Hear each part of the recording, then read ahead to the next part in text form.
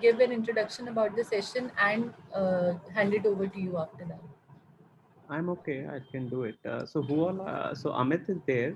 I'm not able to see. Other You're joining in 2 minutes.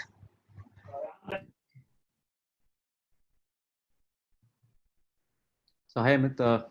Sorry, got late in joining. So very quickly, this session we're gonna talk about India opportunity, as the name says, opportunity India, and we wanna hear from your perspective as to how you see what are the kind of opportunities you're seeing in various markets and how diverse India is, and while looking at any kind of product distribution business in to cover a market like India, which has many markets within one market. Just to dig further in terms of the distribution scenario, the supply chain, the kind of opportunities you see, the kind of challenges you see, and anything particular that you think I should be taking up over this conversation. It's going to be more free flowing in terms of knowledge sharing. No, I think it's a very interesting area because I worked in FMCG telcos and now I am setting up franchisees for OLX. So, there is that whole host of my FMCG days where we were sort of distributing to smallest of the villages in this country. And now we are launching franchisees which are going to tier 3s and tier 4s. What kind of franchise? I thought it was a dealership opportunity, but essentially you're saying the resale auto opportunity is what you're working on. That's correct. So I mean, it can be. It's more of an opportunity where we have our digital dealer partners who can now have a physical association with us as well. So what we've launched recently is what we call OLX Autos Authorized Franchisee. This has been launched just a couple of weeks back only, where a dealer partner gets the same benefits of association as he was getting earlier when he was digitally associated with us. Now we are giving him the branding support and a lot of customer-related trust support on the ground as well. And when you look at digital partner, what is the digital partner all about? So a digital partner is when somebody is getting associated with OLX and getting support from us to increase or expand his business by posting his inventory on the OLX platform. Okay. Now the same inventory gets response from the digital platform, but we also support the person on the ground with services like warranty, insurance, consumer financing, and of course the trust with the OLX brand really is helpful in expanding the business. Right. And how's the market growing? I mean, obviously this is not a best time to ask this, but how was it pre-COVID for you? So I think from a pre-owned car perspective, we are in a better situation, I would say. Where we were pre-COVID and where we are right now, 90% of our supply is back, and our demand is actually 120% of what it was pre-COVID. Who is that? And that is because there is a societal shift which has happened from people moving away from shared transportation towards getting into a personal transport. And then that is creating a conducive environment for pre-owned cars because there is economic uncertainty. People really don't want to spend this much. In this much, you get a pre-owned car, and that's better for you right now. Understood. Very interesting. And how long you've been running this franchise on a physical or a digital environment? So our digital partnership with our partners, and we have the largest base of used car partners across the country. We've been doing that for almost ages, 5-7 years, since the time OLX has been around. But this physical rendition of our partnership has actually been around for just a month, and we've seen some very, very phenomenal response for us. So physical has been just a month, is what you're saying? Yes. Oh, it's a recent. It's during COVID that you launched this. If you call the current period during COVID, then that's correct. Yeah. We all used to calling 2020 as a COVID era. So so unfortunately that's what we are all experiencing. Shalini, I mean, I don't want to sort of miss the time. So are we having the panelists joining, or is it gonna be me and Amit doing all the talking. I'm gonna be an expert on auto by end of the session for sure. He has some issues with his network, so I'm coordinating with him. As soon as he joins, I'll ping you once. We can start by then. Yeah, we can No, start the session now. Yeah. good to have you, Amit. Sorry for this bit of delay. So I look after the media side of the business for the group. We've had at various instances done some association with OLX. So how many centers now you've opened? So right now on the ground we have less than 10, but in pipeline we have a very big aspiration and ambition, and we are seeing some very good response coming in from partners. And the good thing is that this response is not only coming from the metros and the tier ones. What we are seeing is that our partners are actually willing to work with us in tier 3s and tier 4s also. Yeah, that I would imagine. And is it a pure play greenfield franchise that you open, or is it more of a conversion, or it's more of a license that you branded an existing store and you brand it and you pretty much tell him to continue the business the way it was going, but it's kind of empowered now with a brand? So the way we look at it, getting into a franchisee is using the entrepreneurial energy of this country to grow your business faster. Right. It's about finding the right person who has the right business acumen and the urge to grow. The initial picks or initial set of people who started working with us, majority of them are existing pre-owned car dealers. And they've chosen to partner with us to scale their business. But we are seeing a sort of diverse interest, and we are very happy to get that as well. No, I would have imagined, because a lot of people from the trade would have looked at an opportunity and said that we could potentially get benefited from your branding and your lead support and other things. And is it a pure unit franchise, or are you looking at multi-unit and master as well? No, it's a unit kind of a rollout right now. Where we are going out across the country and getting people out there. So it's a very sort of simplified rollout, right? Sure. And just to know a little more about your FMCG and telco experience, just to pick your mind on those aspects also, because it will be interesting from a dealer point of view what you would have done in those two giant industries, I would say. So I started my career after IIT Bombay at Britannia, and what better a university to learn about this country and how supply chains work than a company like Britannia and a foods business, right? So I was for the first year of management training going around the country, going to Siliguri and the villages there and trying to figure out how do you sell more biscuits here. Right. Did that for 3 years with Britannia, and then I was with the Unitech Wireless Group in AP Circle, helping them strategize their sales and distribution system again. So these are the two industries which are fairly well penetrated, I would say, and the most evolved supply chains in this country. So right. The best way is to learn how distribution happens as well. And Britannia as an institution, and telecom as large, at large, you regardless of what circle, what industry, what company you work for, but telecom is the finest example of the fastest penetration that one has achieved in terms of work. So I'll probably pick your some points, and would want you to sort of throw some light on this. So this was IIT Mumbai.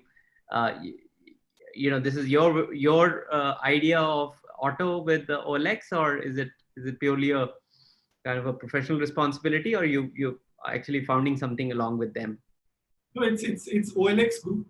We are a global company present across 40 different countries, and we are part of Naspers/Prosus. Right. And OLX Autos is the business or vertical where we take care of all the pre-owned car business on the platform, and we have a very strong position when it comes to pre-owned cars in this country. Right. Our market shares are to the tune of 70 to 80% when it comes to the cars which get sold in this country. Every day we get close to 20. That's correct. Used car. Every day, that's correct. Yeah. So every day we get close to 20,000 cars listed on the platform. Oh. That's the power of the platform. And with that power, we've built a couple of businesses in last 2.5 years. So first, I built a business called OLX Cash My Car. We are a 70 retail center strong business present in 17 cities of this country. Our primary focus in OLX Cash My Car is to help customers sell their cars in a convenient manner. So you walk in with your car and walk out with money. That's what I was doing for some time. And now we've started looking at partnering with the dealer ecosystem.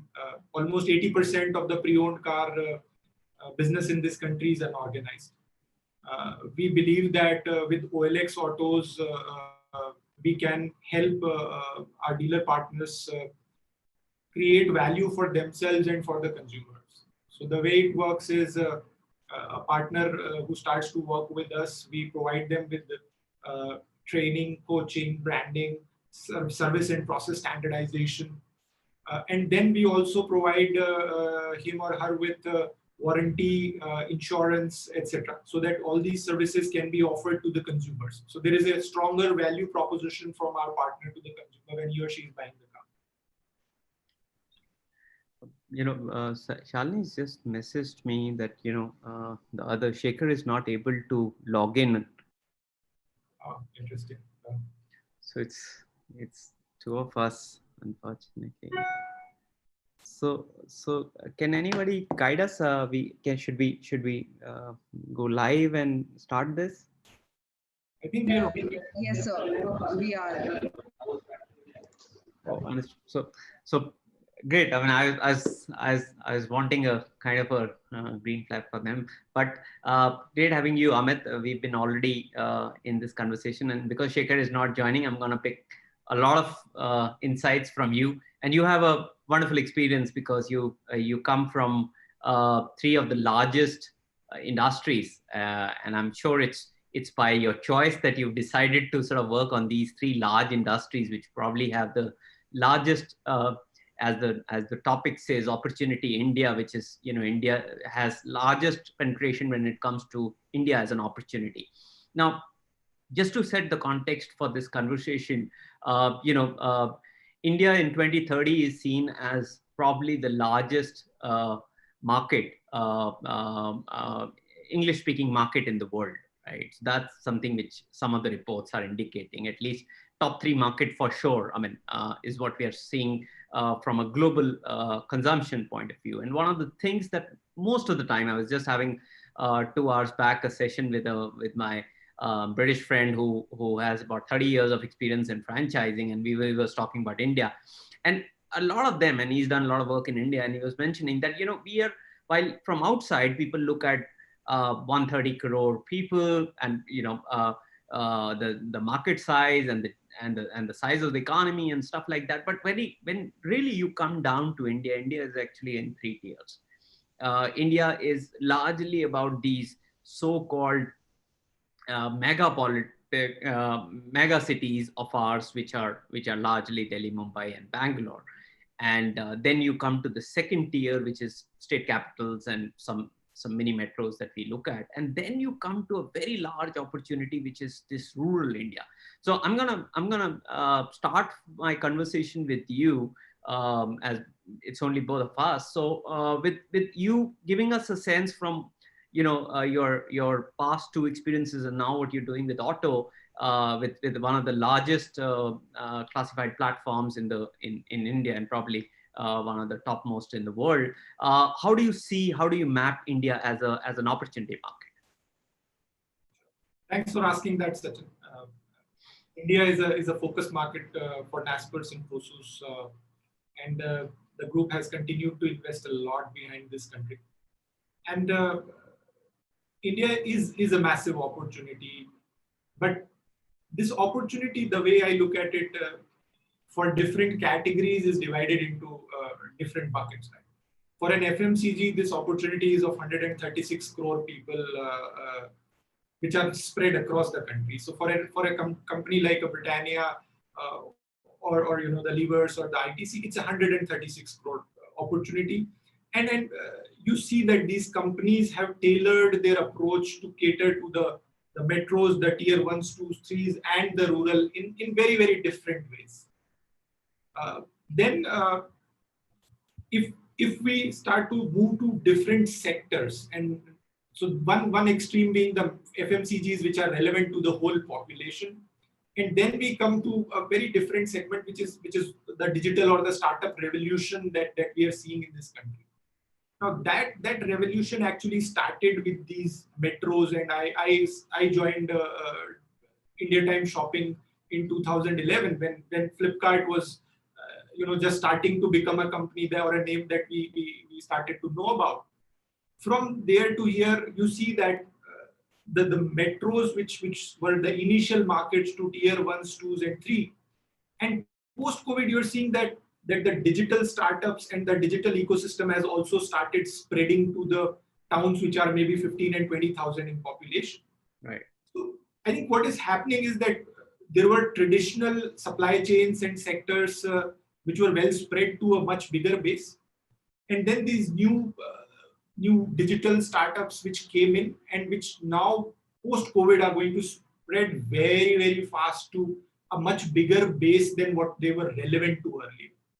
And I think COVID would prove to be that inflection point in the journey of a lot of these digital startups like us, where the relevance or the choice that a customer makes towards a product, earlier if the element of physical and touch was higher, is probably going to go down slightly.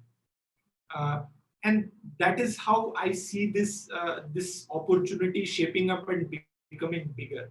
At one end, these metros have started consuming more, but I am hoping that post-COVID, you will see that the tier 1s, 2s, and 3s would also start to consume more. And the reason behind that, the way I see it, and let me refer to a report that we released a couple of weeks back. It is called OLX Auto Note 4. The post-COVID recovery that we are seeing in pre-owned cars is being driven by the non-metros and the non-millennials. Non-metros and non-millennials, okay. That's correct. And the reason behind that is that our agricultural economy for the last 4-5 years has been doing very well. We've seen record food grain outputs continuously. This year also the monsoon till June was doing very well, almost 110%.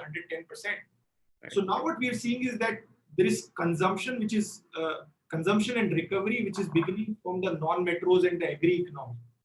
Right. Just 20% of the country, but country's GDP, but a good start. Another thing which COVID has done is that it hurt the metros much more than the rural part of the country. Sure.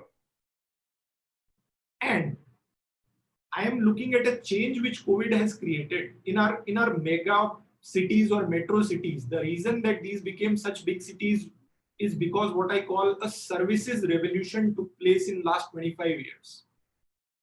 Okay. So a lot of what happened in Bangalore, an IT revolution, a lot of what Gurgaon is, some of what is a Mumbai, a lot of what Pune and Hyderabad are, is a services revolution. Right. Unfortunately, this services revolution also started on the same fundamentals as a manufacturing revolution or industrial revolution, which wanted people to be at the same place where manufacturing is happening. Right. The telecom penetration, what it has done is, it has changed the premise. Now with your internet connectivity, if you are a person who, like me, comes from Kota, which is a tier 2 city in Rajasthan, if my job doesn't want me to be in Gurgaon, I can very well go to Kota, maybe make same amount of money, but consume there. The way I look at it, there is going to be some degree of counter urbanization and balancing of these metro consumptions and the non-metro consumptions.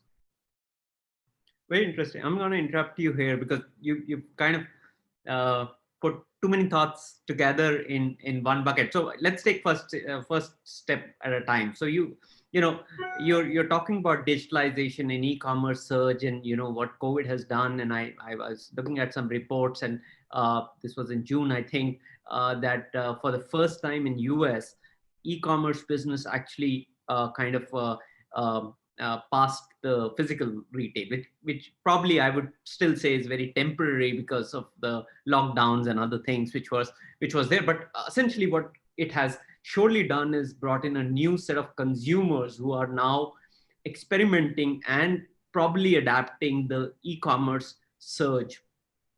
Now, when you and India is phenomenal in terms of what we've done in terms of consumption of internet and distribution of internet, right? So there's something which I want to sort of pass it on to you, and building new brands. And Olex Auto is such one new brand which I would probably want to say, while you've been around for a decade or so, wherein you are talking about D2C brands, you're talking about new buyers being introduced to new set of products, and those products necessarily don't sort of are the brands are not necessarily driving those consumptions. It's the new age products which are doing. So where do you see this kind of going from an India opportunity, and bringing your experience from Britannia and even your telecom experience? How do you see these startups which are essentially in D2C sort of marrying with this e-commerce and building something which is a new consumption?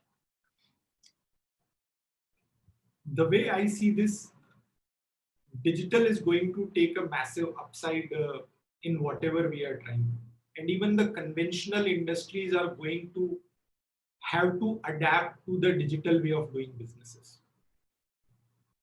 So there are a crop of digital startups which had a head start, some likes of us. And we've tuned our businesses to take care of what the consumer needs in the newfound reality, which is post-COVID. But the traditional or conventional businesses will also have to tune themselves to do it. Let me take an example. I live in an apartment complex in Gurgaon. And for the first time, there was a sale from a leading fashion brand in the community center of my apartment. And that is not something which is new now, but this is something which would have been considered out of ordinary pre-COVID. I think the India opportunity share of digitizing itself is going to grow, because people's preferences on choosing digital mode to start their search for a new product or service, make their choice, and probably make their payment for a new product or service is going to go up. Understood. So I'm going to hold you back here and say, when you're looking at this new hyper local opportunity, so you see the technology actually marrying with the traditional retail is how you're seeing this. And I'm also referring to OLX Auto, wherein you were saying that we have these resellers or potential people who are in this trade, but they see OLX as an enabler, as a business booster for their business, and that's what the marriage looks like. Absolutely. As OLX, we've always been about local communities, and I think e-commerce and a lot of retail consumption businesses are also becoming more and more hyper local. You see this in e-commerce with leading business house launching its website just now, which is called geomart.com, and this hyper localization is going to grow because there is reluctance or hesitation in coming out of the house from the consumer. So the brand has to be seen on the digital platform, has to be chosen on the digital platform, and has to be delivered at the doorstep. And when you bring all these three things together, the supply chain has to become far more hyper local than what it was today. So there are two impacts on the supply chain.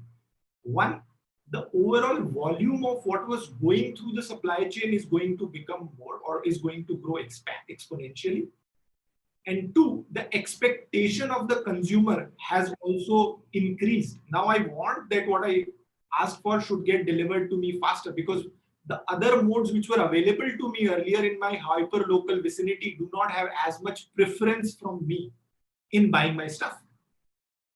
So elaborate that, Geo this morning, for example, on their social handle said that there is a lot of unwanted franchising requirement which has emerged, and which is also, in India and most of the economies like ours, you see this so-called fraudulent activities of saying that, you can become a GeoMart dealer, but it in a way says that the kind of demand it has generated for people to partner with GeoMart and open those stores, which they've denied that they're not looking at franchise at this point in time. But I'm saying, if somebody really goes, and which I know, you're doing some phenomenal work in terms of these conversions franchises and bringing best practices and helping the local businesses to sort of grow further. So I'm gonna, so if you elaborate on this, how you're doing this, and what are the benefits that an OLX franchisee actually gets when you partner with them? So our focus has always been on local communities and enabling local suppliers for the consumer. And the way we look at it is, we look at a geography and find the top suppliers who really can offer great value to the consumer. And when we pick those people up, we offer them help, brand, leads, and we also enrich their customer value proposition, which comes in from offering warranty on the cars, insurance on the cars, customer financing for the cars. And some of these services, their penetration in the pre-owned car business is very low. And I think this is a phenomena which not only touches a pre-owned car industry, but in general, the retail penetration of some of these services is lower. And what we are doing is trying to increase that. Sure. At Franchise India, we've always maintained that it's not about modern retail, it's about modernizing retail. We are already a very large number of per capita store density, right? So, if you open more stores, then it's only going to get challenging for us. And we are a shopkeeper nation. We've been one of the largest density of retailers. All you need is enablers. But we were all earlier looking at enablement by a third-party agency or a technology firm and coming and helping us. But here we are talking about a brand, best practices being enabled, and it's also a marriage wherein you're helping the business grow. What I'm asking is that what apart from the fulfillment, partner as a franchisee, what other advantages you get through franchising or dealership, which you would not want to do in a COCO environment or a company-owned environment? Franchising, as I sort of started with, is about tapping into the entrepreneurial energy of this country, and that's the DNA and the blood that circulates through us as a country. You spoke about us being a shopkeepers nation, right? But also the fact is that 80% of the business that I am a part of, that is pre-owned automotive retail, is unorganized, right? And it is our attempt in that direction of modernizing this unorganized retail, and working with these partners to grow their business. And the benefit that comes to us as an organization is our ability to grow faster. It is also about being able to showcase our brand in a physical touch and feel format to a much larger set of audience, which for a digital brand is a bit difficult. Understood. So one, it brings a faster growth for you, and it also brings in entrepreneurial synergies. Talking about auto, and I must compliment your team for a very large market share that you indicated that you are actually working on. And we work with Mahindras and other firms in terms of helping them grow, and they've grown very well. They've grown very fast, and they've grown very well. I'm going to ask you some information around that. What I'm also keen to sort of know from you is that how do you see this so-called change in terms of branded retail and branded retail services actually playing out And is it a potential threat for people who are not joining this bandwagon? That's a tough one. The way I would say it is that as a business, you need to evolve with times. There are changes which are happening in the ecosystem. One of them is digitization of the services that you are providing to your consumers. Right. So earlier, a consumer would walk into a retail store which could be giving daily needs, or a fashion store which could be selling t-shirts and shirts that you and I are wearing, or a pre-owned car store and see how the car looks like. Does it feel good? Does it smell nice? Do the tires look nice, etc. But times have changed, and now what the customer wants to do is open the app and order the grocery on the phone. Similarly, a lot of our fashion needs, specifically where we are in metros, tier 1s or tier 2s, we're trying to order them online and get them delivered to our home. Same for OLX autos and the pre-owned car business. What we are seeing in our surveys is that there is a very clear shift in people's search now becoming more digital than what it was earlier. Yeah, you mentioned that there are some 20,000 car listings every day, and you've seen a kind of a 120%. You would be one of the businesses which would have actually grown during these unfortunate COVID times, and it kind of clearly sees that there is this shift which you're referring to, which is phenomenal. Unfortunately, we are just about 3 minutes away, so we want to sort of.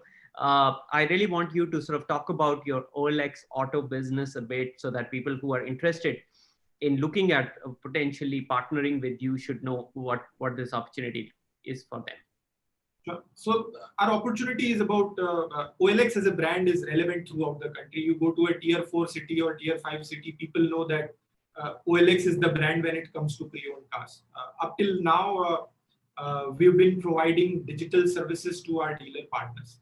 It is for the first time that we've gone out and offered the same services in the physical realm, where a dealer partner can come in, get associated with us, and we offer various services that I spoke about, which is branding, lead, digital storefront, and enriching the customer value proposition around insurance, around warranties, etc.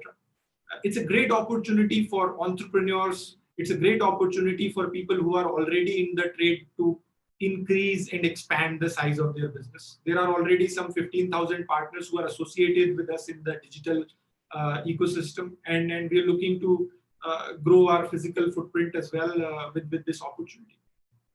Phenomenal.